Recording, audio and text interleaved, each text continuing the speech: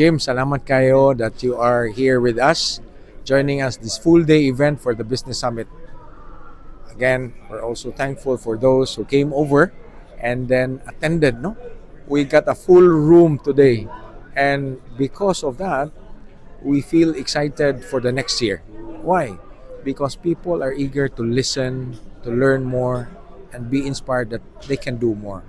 Especially on the last part of the forum and the talk, the speakers are asking everyone to be positive. No, all of them are saying we are positive on the future, and it seems that we are here to act on the problems that we have, the challenges, and the speakers that we lined up this day. Maayo kayo pagka-deliver, and people were so happy listening to them. And one of those tables that I approached said, "Sir, nindot man day kayo mga speakers. So, it's my first time to come to a business summit. So we're looking forward to attend next year." So So, salamat. sir, na ba kayo favorite topics nga na ning landing sa imong utok nga wow. Well, I cannot say I have a favorite topic because the topics that were chosen by the board. You know? They were floated because they tied up to a singular theme that we have. No? And again, the when you say relevant to me is the one of the housing by Jack Nang. Second is the inspiration we get from Governor Pitilla. And of course, the circular economy of Jingay. And I can say everything. So, nindot yugayo. And it gives me to do, it gives me a push to do more.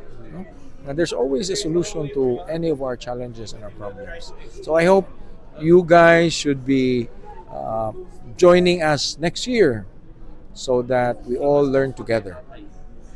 Last, kinsa imong pasalamatan sa very successful Mandawi Business Summit. Yeah. Jim, of course, kani ato ang effort but it's only 1%. 99% of this were done solely or basically who did the heavy lifting is our team behind this. The Mandawi Chamber, what you call this, kaning amo ang secretariat. They're composed of, I think, more or less 7, headed by Executive Director Marlene. No? So, kana, salamat ta. Ikaduha, ang ato ang presidente because she's the First Lady President, Bambi Tan.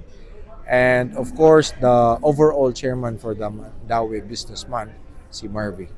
So, and the rest of the board who were very supportive of all our recommendations.